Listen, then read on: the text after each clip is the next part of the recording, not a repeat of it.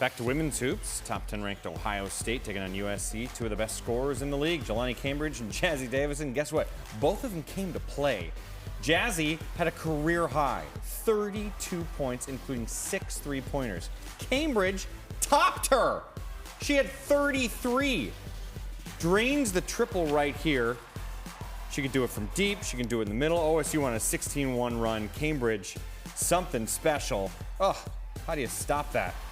OSU trying to shut the door, using their defense to help out. They're going to get a steal from Davidson and Chance Gray. Easy.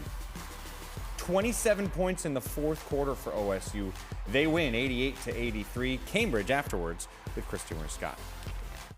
We're here with Ohio State sensational sophomore Jelani Cambridge. Jelani, what an incredible display of your speed. What has been the difference in terms of you being able to control your speed this season as opposed to last year? Yeah, just slowing down, knowing when to go fast and when to slow down. Honestly, last year I had, turnovers and plays where I should have just slowed down and tried to control the game as a point guard. And ultimately this year, I had to know that I had to do that to be help for my team.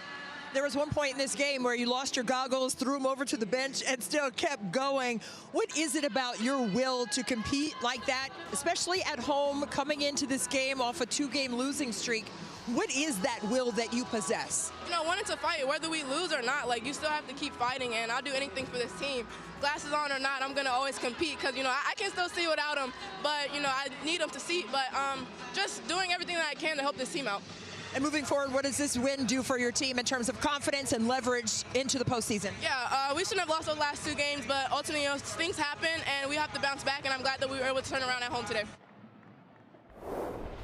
Cambridge is something else. That's what happens when you outscore Jazzy Davison and get 33 points. What particular part of her scoring performance stood out to you the most? It's always Jelani Cambridge's speed, that deceptive first step that she possesses because defenders are in a stance and then you rise, she fires. The ability to get to her spots at ease, it's hard to keep up with, and this is just a 3-level score that we're witnessing. She had 16 points in the final frame alone. Defense to offense, she pushes pace, she pushes tempo.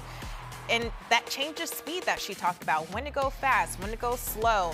She's able to use that as her superpower in the ability just to get to her kill spots in the midi, downhill, putting pressure on the rim, hit the 3. There's so many different layers to Jelani Cambridge's game that has allowed her to take off while also facilitating for her team. She's balancing when to dish it off or when to get her own and call her number. I like what USC has been doing the last few weeks. They really feel like they're going to be a dangerous team the next couple weeks.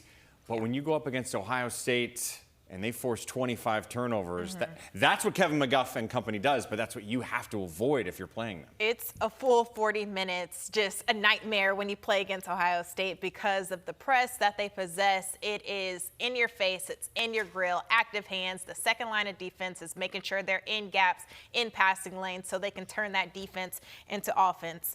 Number 12 in the nation in steals per game, top 40 in turnovers per game. So this is Ohio State's bread and butter, but credit to USC. They did a phenomenal job of just trying to claw back in this one. You can't look at their record one bit. Right. I think they're starting to figure things out, but just a tough one in this matchup. First loss for them since January 25th. From the number 10 team in the country to the number 14 squad, that would be Maryland taking on Purdue. Senior day for Sailor Puffenbarger in College Park. Here's Puffenbarger in the second quarter. Had a couple threes in the first half, 11 points on the day. But Oluchi Okanawa was the story. In the first half alone, she had 16. Again, I mean, there's so much speed in the Big Ten, and Oluchi Okanawa possesses that too with that quick first step, putting pressure on the rim, getting downhill, and the effort on the glass as well. A lot of effort all around with this team. They're up by a ton. Okanawa hits another triple. She had 26 points. They win by 33 points, and Okanawa ends with 26. That's one of those players that is going to continue to build her name as the march begins for the Big Ten in just a week. A two-way engine for Maryland.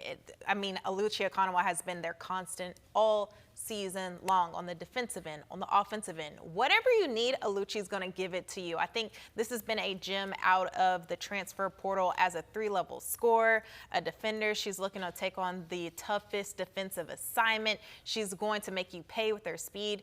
There's never a day off whatsoever for Aluchi Ekanwa, and pacing this team by 26 points, like that's every single night. There's no drop off when it comes to her game. Nice depth for Maryland too. 6 players scored in double digits as they pick up their 5th victory in a row.